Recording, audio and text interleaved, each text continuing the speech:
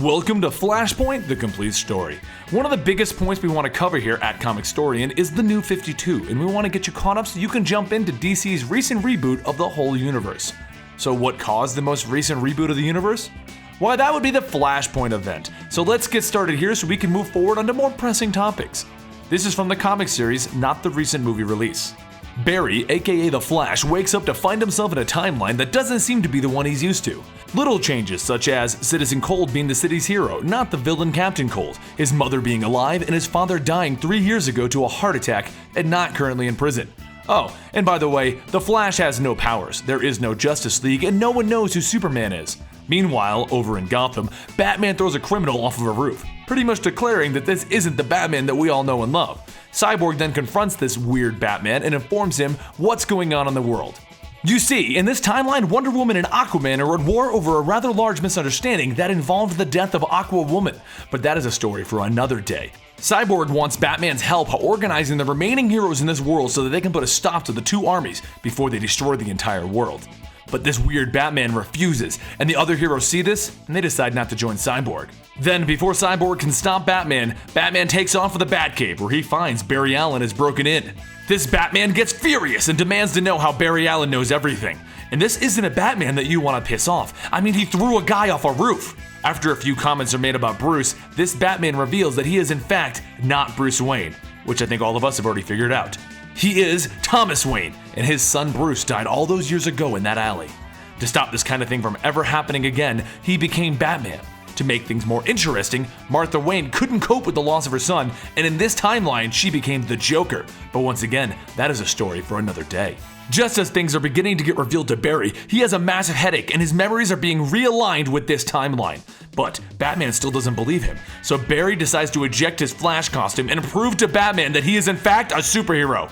But out of the Flash ring pops the costume of Reverse Flash, Flash's arch nemesis.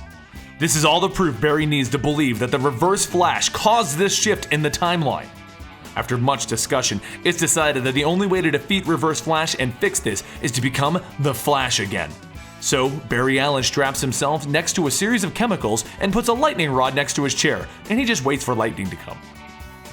Well, that doesn't work, and we now have a badly burned Barry Allen on our hands.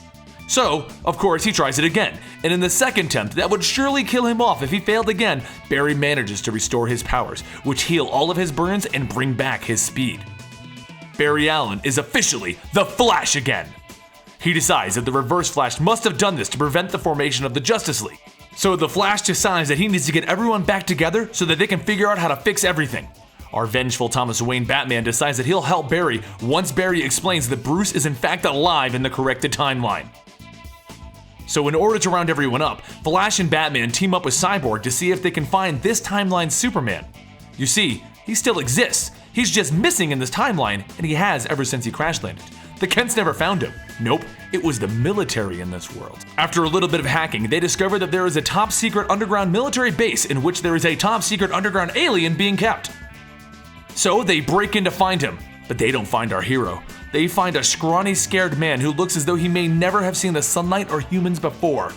Though there is a plot in which the military tried to make super soldiers from his DNA, but that's a story for another day. Upon breaking out, they are confronted with military soldiers for breaking into a military base, and scared of what's going on and experiencing sun for the first time, Superman takes off into flight, leaving everyone behind. It is then announced by the president that Cyborg has failed to unite the world's superheroes, and without them, the US will have to enter the Amazon-Atlantean War. Desperate, Cyborg, Flash, Batman, and now Element Woman break into the Marvel family's home and ask Billy to use his lightning powers to keep Flash's memories from fading any further. Not knowing what to do next, the Flash hopes to just put a stop to all of this and wants everyone to go to the central location for the war. You see, at that location there have been sightings of a speedster there, and the Flash figures it must be Reverse Flash. If they can stop Reverse Flash, they can keep this world from destroying itself. Putting aside all of his reservations, Batman jumps on board with the Flash's plan, and they all head over to the central location for the war. Once they land, the fighting gets intense with the Marvel family turning into Captain Thunder. This universe is Captain Marvel, but we all know that Captain Marvel isn't the most intelligent, as he has the mind of a bunch of children. Enchantress reveals herself to be an Amazonian spy and uses a spell to break Captain Thunder apart and into the children that form him. One of the Amazonians then uses this opportunity to kill Billy Batson, which causes a massive explosion of magic within him as it's released, crippling everyone on the battlefield. With everyone knocked on their butts, the Flash included, Reverse Flash runs up and reveals himself to the Flash. He explains that he didn't actually do this. It was the Flash himself who did this when he went back in time to try and stop Reverse Flash from killing his own mother.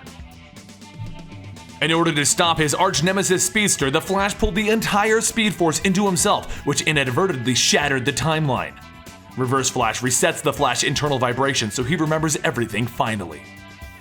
But this situation is perfect for the Reverse Flash, because if the Flash made a new timeline in which there is no Flash, then there can't actually be a Reverse Flash from the future, can there?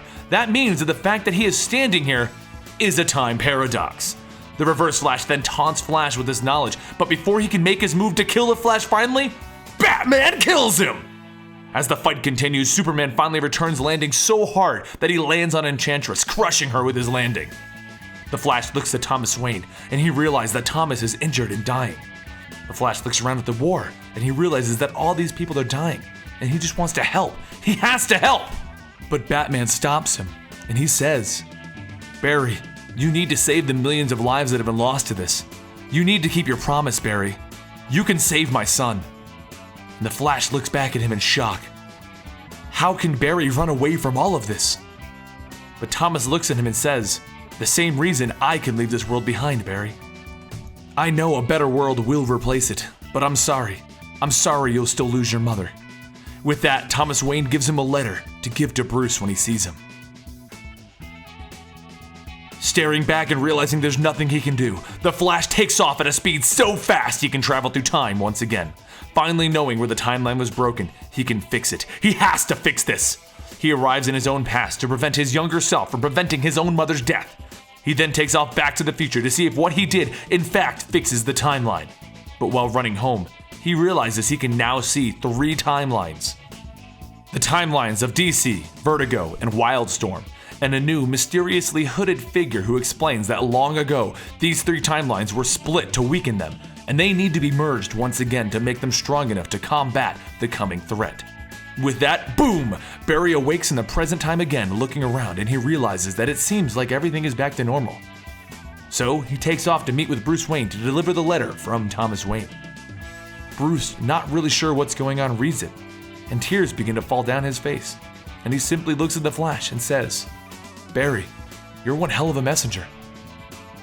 I hope you guys enjoyed this, and I'll see you guys here next time at Comicstorian when we go over the intro to the Justice League, which was the first book to come out in the New 52, and we'll begin talking about the Marvel event, Avengers vs. X-Men, and how that changed the face of Marvel as we see it now.